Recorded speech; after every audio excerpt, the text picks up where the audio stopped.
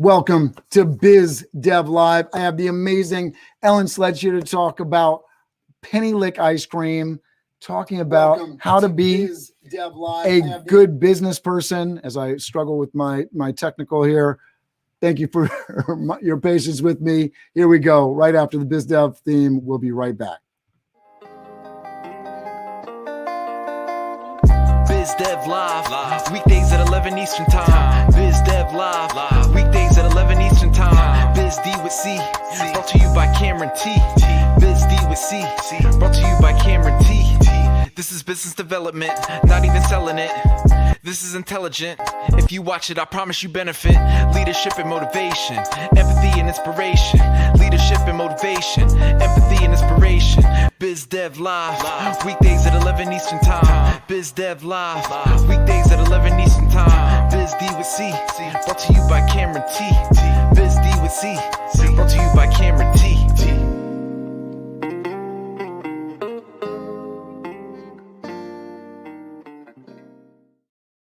Ellen Sledge is the founder and owner of Penny Lick Ice Cream Company. Ellen Sledge is an alum of Rutgers University and the French Culinary Institute. She always knew she would own her own business. Ellen spent years working the pastry line in some of NYC's most notable restaurants, then managing food events for Princeton University before taking the entrepreneurial leap with Penny Lick in 2013. Ellen's a bit of a food science nerd, always taking extra courses, reading or running around her test kitchen. She's also a proud alum of the Goldman Sachs 10,000 Small Business Program. In Ellen's spare time, she volunteers as a guest speaker in local schools and as a committee member with her local village, Chamber of Commerce, and Rotary. Ellen Sledge and her husband are raising 3 children in Westchester County, who are quickly eating all of her profits. Welcome to the show. Thank you for being with me, Miss Ellen Sledge. It's nice to see you, Cameron. Thank you so much for having me today. Oh, my pleasure. I'm excited to talk to you because obviously we're both in Westchester County. So for anybody watching this anywhere in the world, we actually inhabit some of the same local space and even some of the same industry as you're in hospitality with ice cream, and I do staffing for catered events. I know you do catering as well. So lots of fun stuff that we have in common. And I'm envious because the 10,000K or 10K small businesses program with Goldman Sachs is a big deal. I've applied for it, didn't get it. So very, very cool. And congratulations on that. Congratulations on your business. It's an amazing thing to see. Thanks very much. I've had a lot of good fortune. It's been a bumpy, obviously, last 12 months, but I've had a lot of good fortune. for a lot of people, not just you, right? So tell us what you're currently doing with Penny Lick. I know that you've had an amazing pandemic story. I'd love maybe if you want to just kind of get into that a little quickly, as well as telling people what the immediate future is bringing in terms of your offerings. So I'll start by saying that Penny Lick is a 7-year-old business. I started it just myself, one push cart at one local farmer's market, Hastings Farmers Market to be correct, which is my favorite and the best.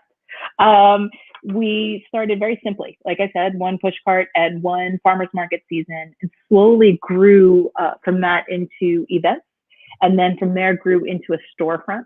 Our storefront is 5.5 years old. We have a small manufacturing facility on the other side of the county from us.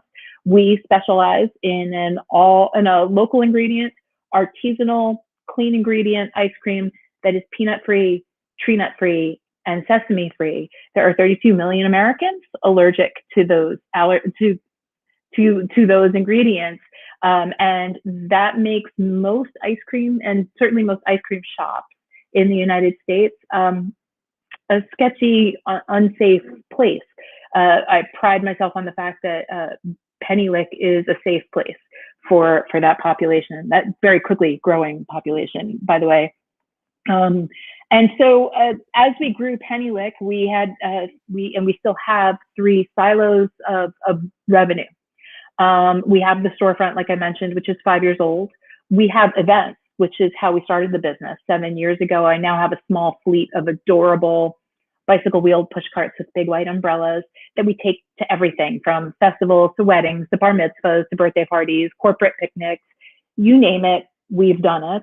And then we have a third silo of gross revenues, which is our which is our wholesale. Now, COVID immediately by late March of 2020 had decimated our entire year of projected events revenue. And that usually makes up for 30% of gross retail sales. And it was a very scary, very real, very scary realization when that happened. And we had to pivot quickly. And we have not stopped pivoting over the last year. I'm excited that 2021 will bring us the opportunity to have our carts out at events again this year. We will be, for example, we've already booked this. We will be at the New York Botanical Gardens every Wednesday from mid-May through the end of October. That's exciting for us. I miss them. And we are already booking birthday parties, weddings.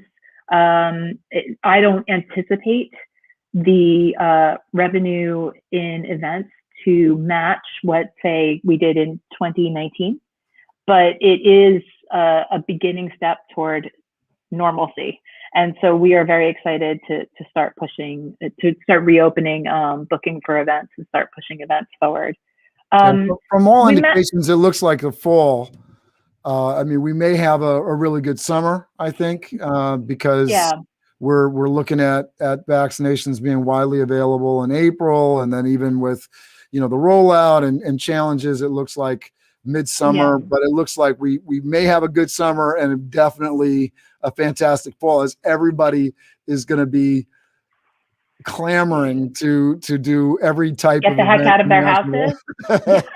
Everybody wants to get out of their homes. Yeah. So we're cautiously optimistic. We would love for full vaccine rollout and everybody to be out of their houses in, April. Think about ice cream as a seasonal business. We start really even on the wholesale side, we really start stockpiling cash in March of every year. And we do that straight through early November. 2020 didn't give us the opportunity to do that. And 2021 will do that in very limited ways and later in the season. So that can be like a financial stressor for our business. So like I said, it'd be really nice if we were all fully vaccinated for this summer. I'm more optimistic obviously for 2022 than I am for 2021.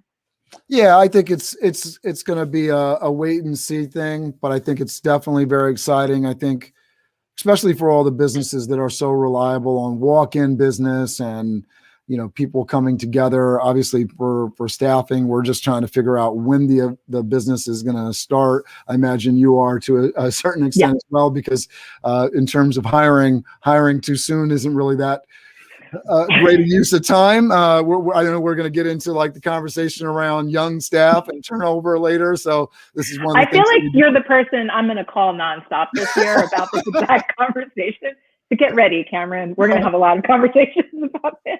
I appreciate that. Yeah, it's one of those things that, we're just like trying to figure out, all right, when is the 6-week marker of knowing, when, the events are going to start to, tick up so that we can start ramping up and really locking people in, because, anything further out than 6 weeks, we almost know that the effort is in vain, because, that person that was hired 6 weeks ago, if they haven't actually been given a gig or money has changed hands, they're gone. They're someplace else. They're busy with something else. Too much life has happened in 6 weeks in that area, that sector of the world. So anyways, you're right. 6 weeks is the exact, it's the number, isn't it? Yeah. It's what we found, trial and error, right? And it's just what it is. So anyways, I'm really interested to hear more of your story. I'd love to hear a little bit about your educational background, why ice cream, why this passion for business, because you are, amazing. I hear it not only from your passion for talking about the pieces of your business, the takeaways that we're talking about before we jumped on today, but also, the things that you've accomplished in your business, incredible with business. And I'm just excited to be having the conversation with you. But talk to us why. I love you were talking a little bit about, even in school, having these programs where you're talking to entrepreneurs. So you So you got on this track at a very early age. So talk to us about it. Yeah, no, I think so. The first time I really firmly knew that I wanted to be an entrepreneur, even though I had no idea what the word entrepreneur was fifth grade. Wow. So, and you know this, you have kids. I have kids in fifth grade. What do? They do the trade fair. It helps them learn about economics. And so I remember my fifth grade, I went to Ben Franklin Elementary School in the Lakeland School District. And in fifth grade, we had the trade fair, and they gave us Monopoly money to use. And everybody had to set up something.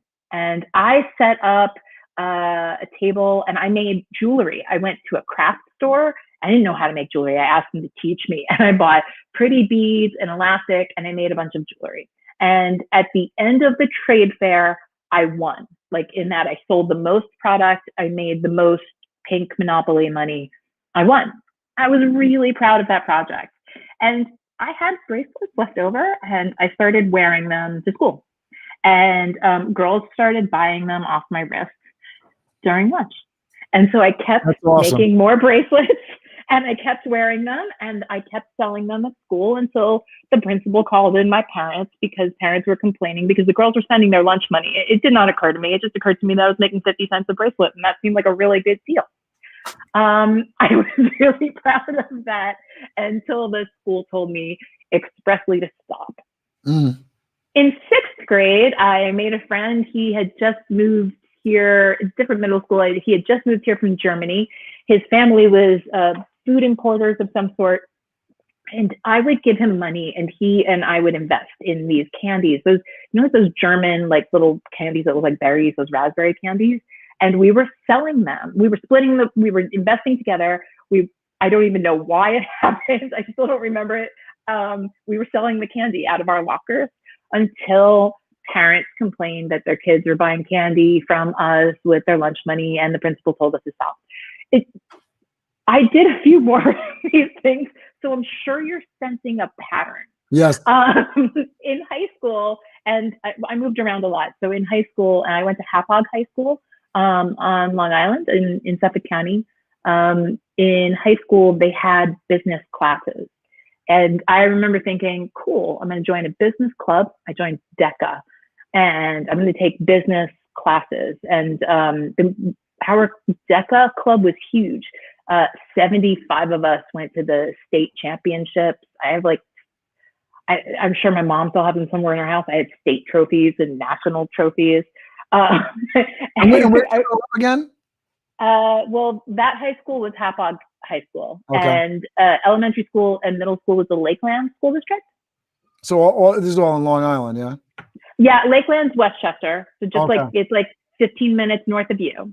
Okay. And Hapog is Suffolk County. So it's like mid Suffolk County. Oh, that's right. Upstate. Yeah. Okay. I got you. Yeah. So Hapog is mid Suffolk County, Long Island. All New York and like above Westchester County and above. Yeah. No, the Long Island south of Westchester.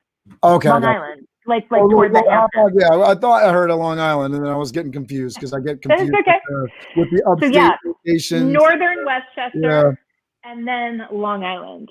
But I signed up for those business classes in high school. I really liked them. I won a lot of awards and competitions in DECA. I don't remember what DECA stands for, but we had two business clubs. The FBLA, Future Business Leaders of America. I don't know if that still exists. And DECA, and I do know that DECA still exists. My friend's a high school teacher in the city, and her school has a DECA club. And I was really surprised. Then the teacher of the business classes offered me the opportunity to apply for a scholarship for a 3-day business program at the Wharton School. And they took like 30 high school students, and I was one of the 30. And it was cool. I went there, and it was all about entrepreneurship. I mean, it was CEOs talking to you about like someday if you want to be like us. And they had no problem telling you the unvarnished truth. And I remember some of it, not a ton. I remember also sneaking out to go to a fraternity party. But I was 16. 16-year-olds don't always make the greatest choices. But I loved it. and it always stuck with me. I went to college. I went to Rutgers University. I didn't study business at all. I studied journalism because I really liked to write. And when I was done with college, and when I was engaged to my husband, we made an agreement that I could go do the thing I always wanted to do on the side, which was attend culinary school. And I always thought in the back of my mind, I would have a small business related to food. I went to French Culinary, which very sadly, we lost in 2020. COVID pretty much shut that down. It folded into another culinary school. French Culinary School is an incredible school, an incredible program. I met really wonderful people there, and it was 6-month intensive. So you can go to like the CIA up in New Hyde Park, but that's like a 2 or 3 year degree. I already had a degree. So it was 6 months of super intense technique every day and lots of internships. It's just kind of like you hit the ground running and you just keep practicing and practicing and practicing until you're perfect. I really loved that. And culinary schools are full of people that want their own business. Culinary schools are not full of people who are like, wow, you guys, I can't wait till I get out of here and I make somebody else's recipes with somebody else's creative controls and somebody else's budget for the next 35 years. That's going to be amazing. No, everybody dreams of having their own thing. I never really was quite sure what my own thing was going to be. I knew that even from 5th grade, that if I was going to have my own business, it was going to be something I created, right? So in 5th grade, it's jewelry. Now it's ice cream. In 2013, I said, you know what, I had 3 kids and I had spent a lot of time home with them. They were very little. And I just decided in 2013, I've got to start. I have to start now. And I kind of narrowed down a list.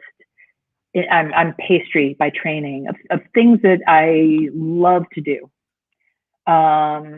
in pastry. And I narrowed it down to 2 things, sugar and candy work, and ice cream. And I'm not joking. In February 2013, in the middle of the night, during one of our blizzards that year, because we had a couple, I flipped a coin and it landed on tails. And now I have an ice cream business that's 7 years old. Nice. Well done. That's not really how anybody should make business decisions. I'm not recommending that. The Goldman Sachs 10,000 Small Businesses program did not tell me to do that. It is just a very roundabout way of how I got there. But I knew from when I was a little kid, you know, sometimes, in non-COVID land, Girl Scout troops come in. I was always a Girl Scout. And so I talked to Girl Scout troops about like entrepreneurship and starting your own business. And I say to them, some of you know, you 5th graders, that you want to grow up and you want to have your own business. And they have no problem raising their hands. They're like, yep, I am not working for somebody else. I'm going to have my own thing. I'm going to learn how to do it and I'm going to be the best at it. You just kind of know. And when I was in 5th grade, I knew. One of the things that's really nice about Girl Scouts and some of these other organizations that get kids started on some of the like ticket sales, cookie sales, Girl Scouts is great at it. Sales experience. And no matter what, right? I don't care if you are going to be an entrepreneur, you're going to climb the corporate ladder. Getting good at selling yourself and selling something that you have in your hands as a product, it's going to be beneficial no matter where you are in life. If nothing else, just for the experience of it, to understand what that is. Because if you're a scientist, somebody's got to sell the darn thing, right? If you're an engineer, somebody's got to sell that service, right? Somebody's got to sell it. It's the way the world works. Even on the public side, you talk about, complete, nonprofit, altruistic. Somebody's got to sell the program. Somebody's got to sell the thing to get the funding. There's just no escaping it. You're always selling. So I love those things in school. It's valuable. Yeah, it's a really valuable skill. And I learned it in high school in the sales competitions for my DECA club. And I really honed it in college. I went to Rutgers University, and my deal with the parents was that they would pay for some of the school and I would pay for all the rest. And when they found out I joined a sorority, they said, whoa, we definitely didn't say we were going to pay for that. And then when they found out I wanted to live in the sorority house, they said, we super didn't say we were going to pay for that. And so I worked 2 jobs to get through college. I was the head bartender at the biggest college bar. And the other thing I did was I was a shoe salesman at Cole Haan in the Flemington outlets in Flemington, New Jersey. They hired me before they even opened the store. And I got good at sales quick for a couple of reasons. First of all, Cole Haan really drills that into you, or at least he did back then. But back when a lot of the shoes were handmade in places like Italy and in Maine, and they had us handwrite thank you letters to our customers, because even though it was an outlet, they were dropping a few $100s on a pair of shoes. And we took full customer data in these very handy looking register computers. And then we had to spend time every day handwriting thank you notes. And what I learned very quickly is when you give bins of shoe stores. Yeah. So when you spend a good deal of time focused on the customer, and then you even go so far as to write them a thank you card afterwards, what you've built is loyalty. And that loyalty is invaluable. So that is an important feature to learn in selling, not just selling, but how to let the customer know that this is not just a one-off sales relationship, that you are there for them. And so I learned a lot of that. And then we had competition on the weekends. If you sell the most dollar value, if you sell the most of X, you get things like a bonus or a gift certificate or a free accessory. Anyway, I really, really liked the shoes and accessories at Cole Haan, and I really couldn't afford them. So I worked my ass off to win all the competition. And I did. I have like a big collection still to this day of Cole Haan bags and accessories and shoes. I still have all of them. Love it. I really love them. But those are skills that I honed early on. So now I have an ice cream business, right? We're not selling expensive shoes, and I'm certainly not handwriting a thank you note to each and every customer that comes in the door. But there are other ways to make your customer feel valued, and every portion of the sales experience is still very important. I shop my competitors. I shop other businesses. I'm a mom of 3 kids. When people walk into stores these days, it can feel transactional. You're not even so much as making eye contact anymore. And certainly now that we're barely using cash and we've got COVID and we've got masks on, it can feel even more distant. I train my staff that eye contact is key and that smiles are key. I train them in that basic retail sales mantra that you greet them when they walk in the door. Like there's like you have to at least acknowledge, even if they're very far away. And in case my ice cream shop, they're not very far away. It's an ice cream shop, right? It's not the sales floor of a Brooks Brothers. They're not far away. They have to feel acknowledged. Yeah. I feel that so much of a good sales experience is feeling acknowledged. And then, the rest of it is feeling that it's an overall seamless experience. A lot of sales goes into that. The rest of it is of course, operations. I still take that very seriously. Every lesson I learned as a kid, still do to this day. I love it. And so if you had to kind of frame your why for getting into, I know you flipped a coin, but why because you have an incredible passion for business. What do you think is kind of your driver that keeps you going? Because obviously every business has challenges. We didn't even get into, because I know we had a whole conversation on your struggles with getting personal protective gear for the shop during COVID and all this stuff. Like so many people would just be like, all right, I'm just going to close the shop up and we'll open when we open and I'm over this. Right. But you were able not only to kind of keep things going, but even keep things relatively operational, keep the money flowing in the door and make things work. What drives that? What drives your passion for business? Um, Shared experiences, sense of community. It's a weird thing, but I've never thought. I mean, I don't tell my partners this. I've never thought of business as being entirely a dollars and cents. I've always thought of it as relationships. Yeah.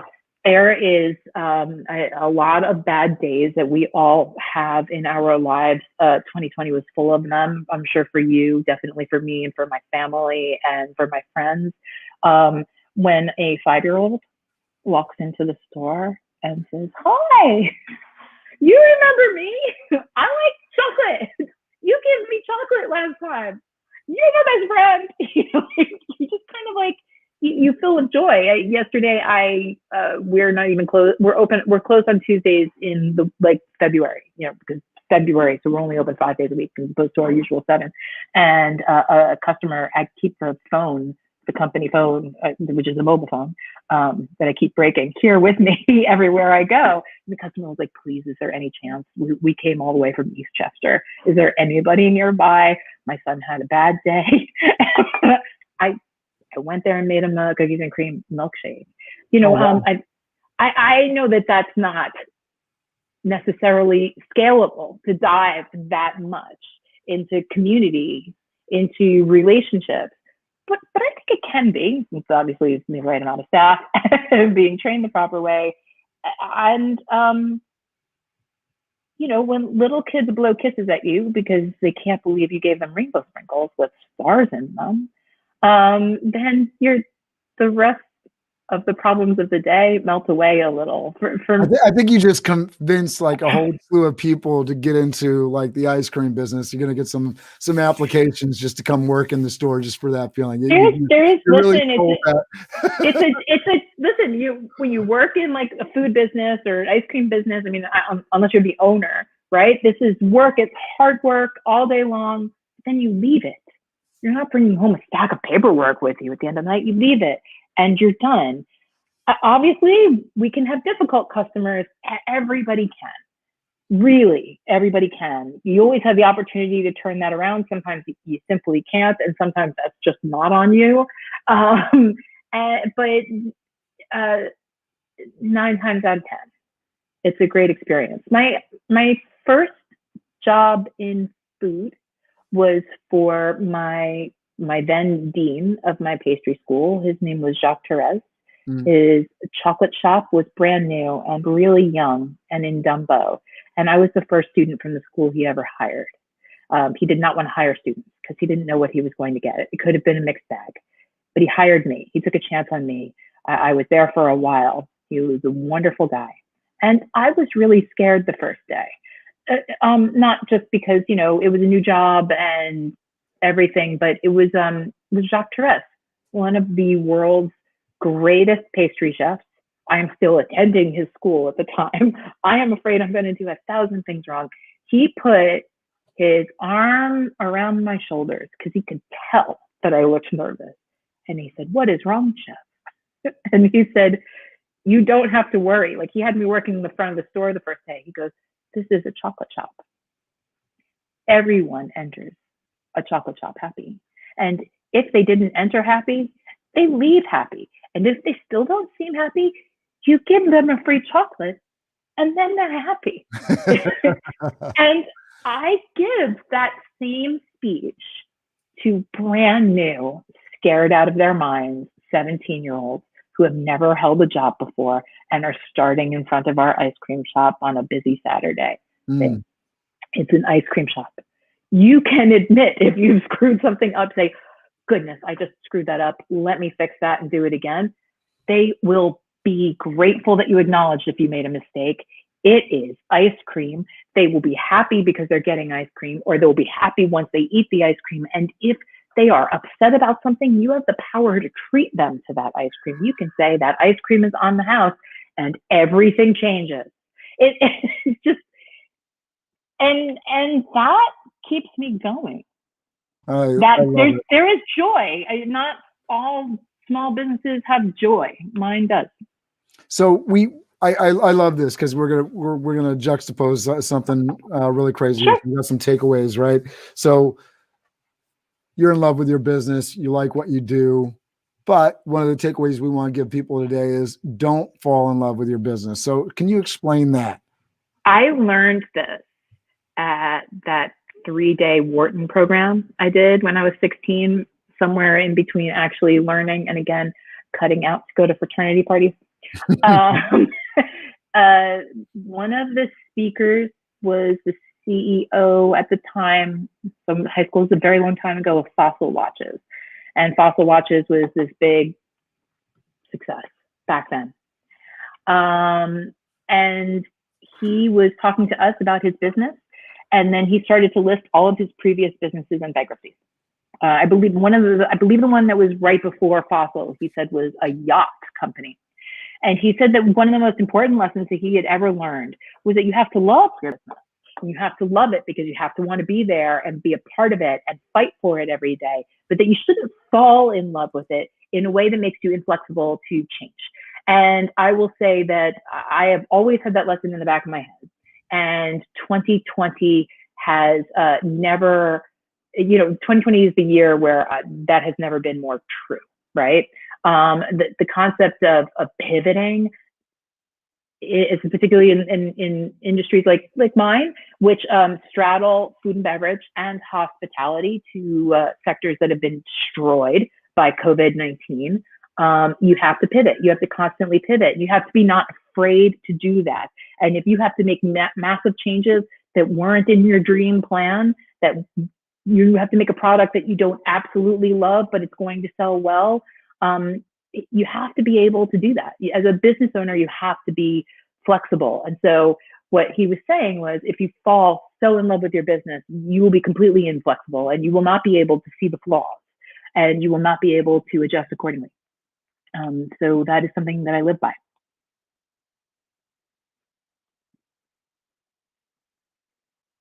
I can't hear you. You're on mute. I got my daughter crafting behind me, so I'm trying to make sure that the noise from her Cricut machine isn't disrupting the broadcast. You talk about the passion, for the business. We're juxtaposing that with the idea that you shouldn't fall in love with your business. I think it's immensely important because I think some of the people that I've seen that are most happy in their life, they've invested time in their education. And I go back to kind of milk and scholars folks. So we have folks that have gone through these programs where they've been a part of programs that paid not only for their high school private education, their college, and even postgraduate. And so they've invested a lot of time. And it goes into like the what is it? I forget the name of the fallacy, but the idea that, I've got money in, I've put this amount in, so I got to stay in because I've invested this much. And so not falling in love with your business, I think goes against that, right? It's like saying, right, I know I put $200 into this pot on the table, but I'm not in love with this hand. I don't think this is where I want to be. I can throw it away and not keep throwing money into a losing situation or into a situation that really doesn't benefit me the most, right? Yeah, so you have to be able to walk away when you absolutely have to walk away. You have to be able to make hard decisions. I'll be perfectly honest. I have worked my butt off this year to keep Penny Lick going. And we are still going, but, and we're still standing and we'll still be here on the other side of this, but we have taken a beating. And consequently, hard decisions will have to come. It's just what you have to do to keep going. Yeah. Robert Person saying passion and love is different. Passion is safe. Yeah. I think that, understanding what you're doing and why you're doing it, and whatever vehicle that's carrying you forward, right? It's not the vehicle that's the passion. It's like, why am I doing it? And what is the Robert Person's following backup plans are essential. Absolutely. Right. Talk to us about, if for whatever reason, Penny Lick wasn't, because I know you've had to pivot. You had to pivot a little bit this year, but if it wasn't Penny Lick, what would you find yourself doing, or what do you plan to do in the future? I'm just curious, throwing that out there. If we listen, if something went really nicely and because I don't want to talk about Penny Lick Yeah, failing, but exactly. if something happened and we sold Penny Lick tomorrow, I really would start a candy company. But only under certain parameters. I do love teaching, and although I don't have a master's degree, right, so I couldn't be a college professor, I can certainly be a culinary teacher. I could certainly do what I do now, which is, I mean, it doesn't pay, but it's fun. I'm a guest speaker, and like I do things like with Mercy College and with some high schools, and so those are it for backup plans at the moment for Ellen Sledge. No, I love it. And I got to say, I mean, you're incredibly passionate about it, and you're really great at talking about the things that you've learned and pulling it forward. And obviously you do a great job with training your staff and community building. So we'll get into this conversation around practicing empathetic management. You've talked a little bit about that, right? You know, coming to somebody that's scared and helping them through it. But, you know, in building an organization, a lot of people don't necessarily understand.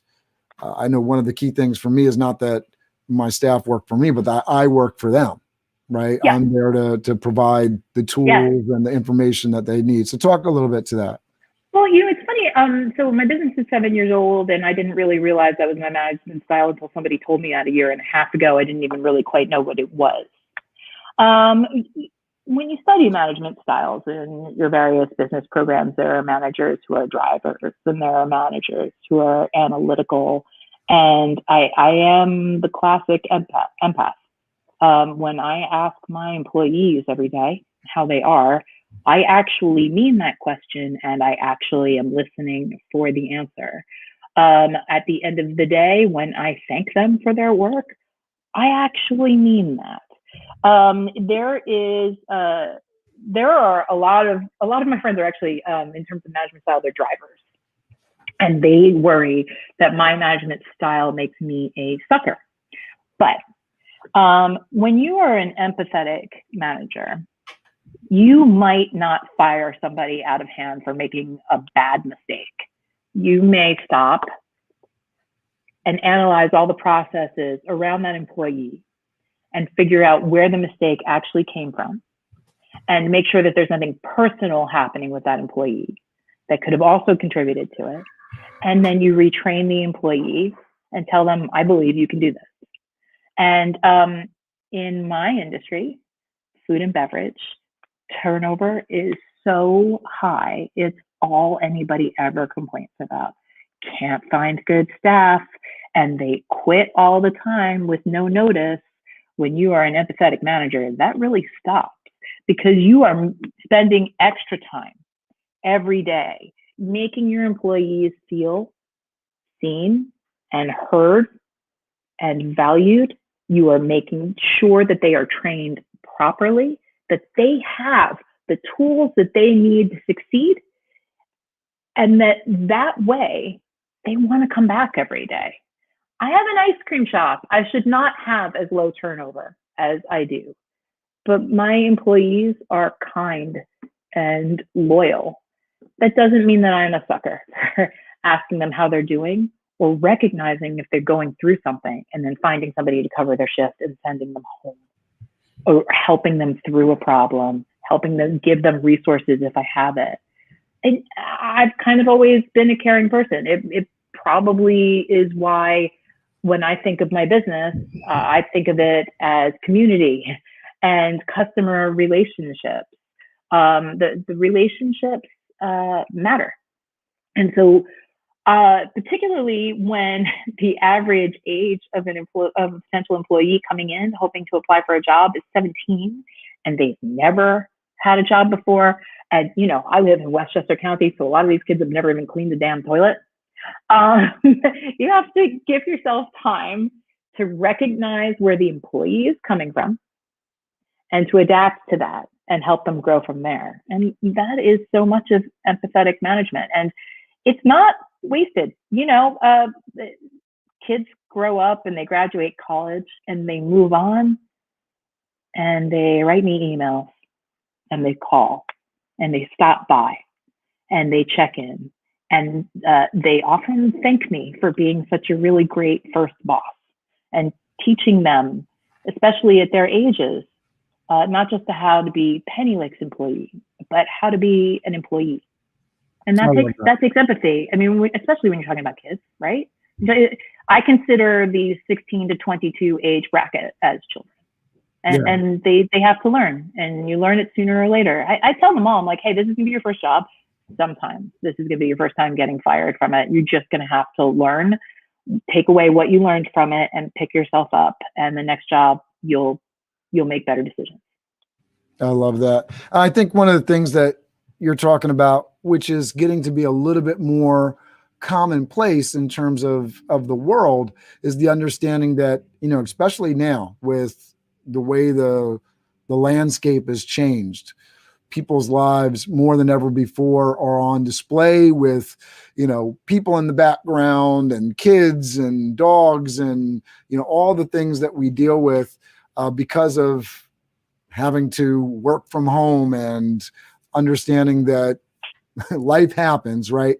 Yeah. This understanding that we're all people, we're all dealing with lots of different things. And the fact that if you don't treat people like human beings, if you don't empathize with people, the companies that do are going to have an advantage in the workplace, that they're going to be able to retain their employees more, and they're going to have employees that are more loyal and want to work harder, even for less pay in some situations, because they're willing, they want to work for a place that cares about them. And I think that's incredibly important, especially when we talk about, there's lots of debates on, minimum wage and what that minimum level should be and all that kind of things. But at the end of the day, it's really, how does the work balance into, and we'll get into this last thing, right? In terms of community, right? How does it balance with everything else going on inside of these different communities, right? Because it doesn't matter the level of pay that the government dictates or the community dictates if it doesn't pay for the housing, period, right? And then second of all, if the job that pays doesn't actually take care of the human being, we see this all the time in places where, literally the people, whether you're talking about coal mines or, now I know Amazon's in hot water because they didn't provide enough protection against COVID and all that. These are always going to be issues if you don't take care of your people.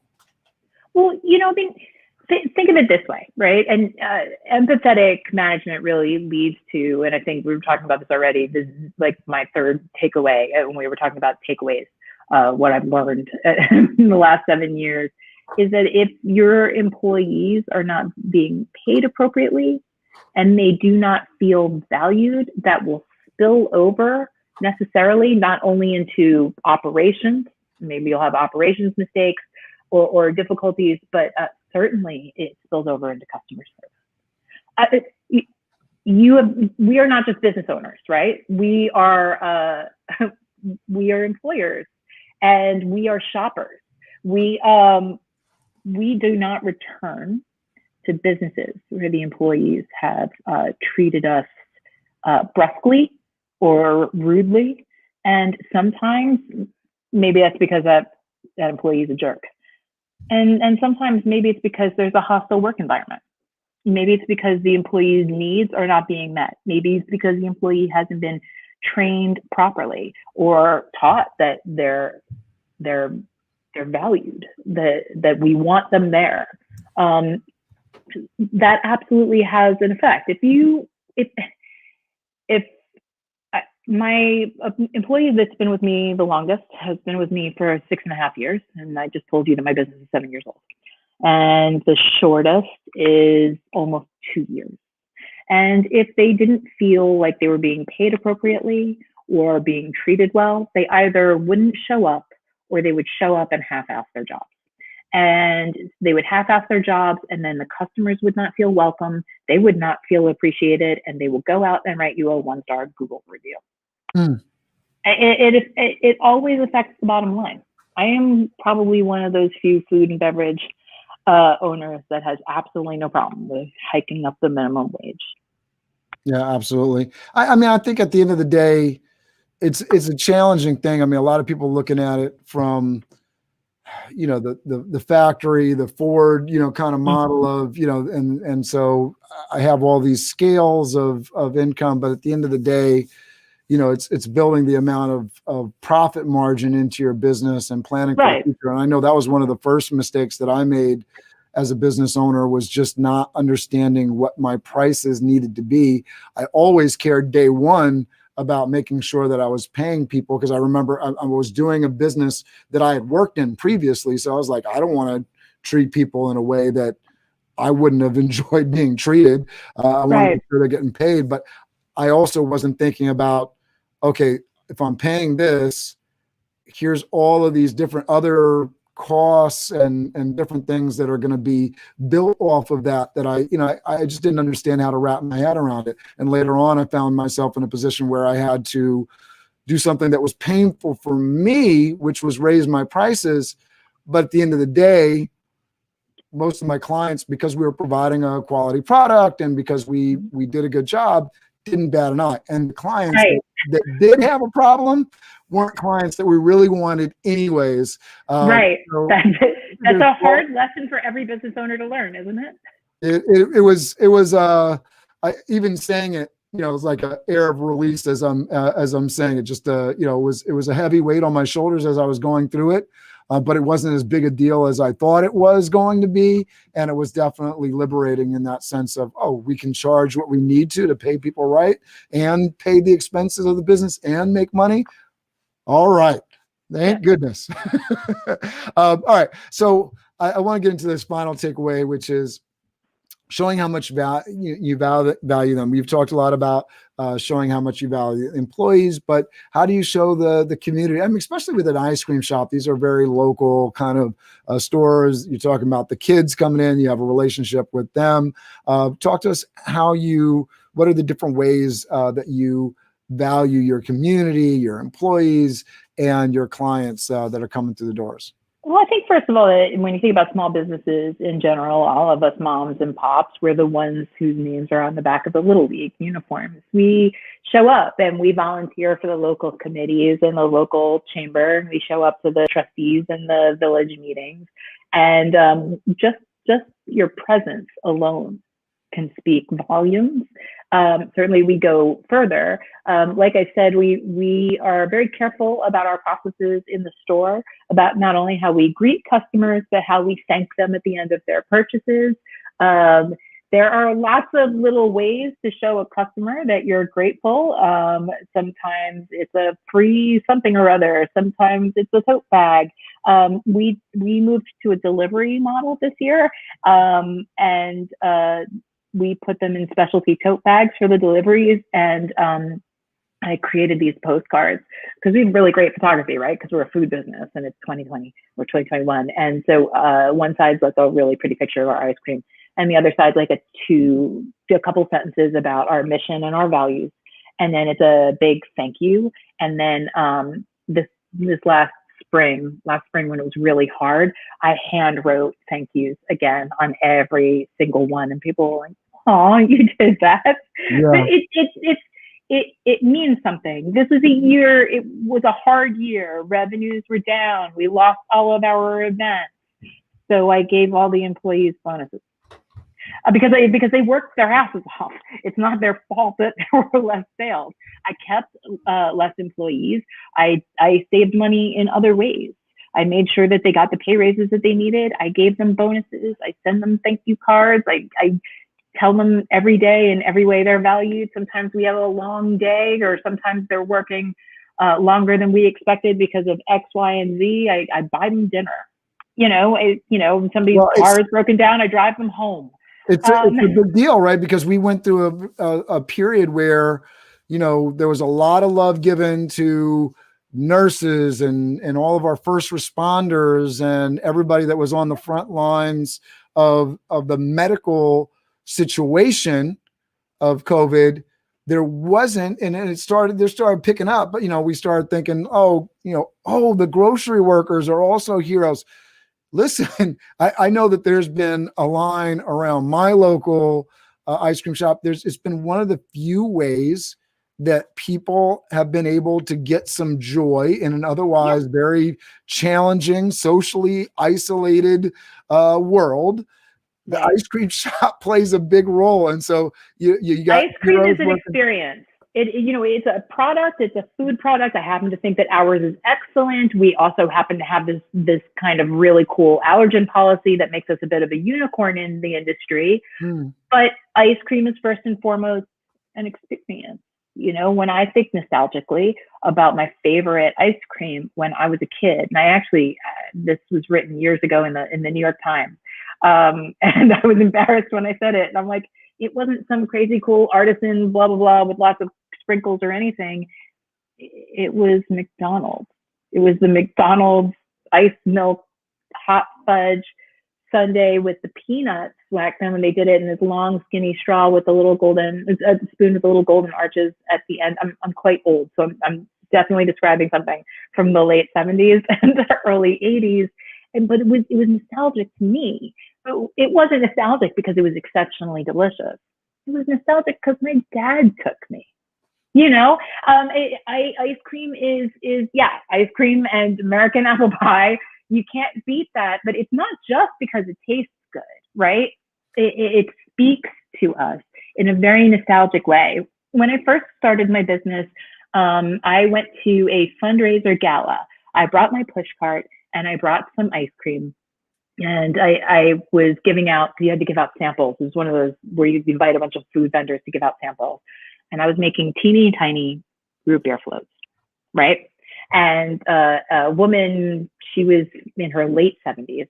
She came up and I gave her a little ice cream float, a little paper straw, and she sipped it and she immediately started to get teary-eyed. And I was like, are you okay? Is something wrong? Can I get you something? And she said, I sipped this root beer float and I tasted your ice cream. And all of a sudden I was 5 again in Iowa. We called these brown cows and it was my favorite. Ice cream is an experience. It's why it doesn't matter how incredible our flavors are or how daring they are. Vanilla is always the best seller. You're nostalgic for it. Yeah. So that's why the line is down the street. You're in Valhalla. So, right. So you've got the Village Creamery. Everybody loves that place. And of course there's a line there. There is nostalgia to an ice cream shop. We have the same lines at Penny Lick. It's a special thing. And ice cream is as much about the experience as it is about the product.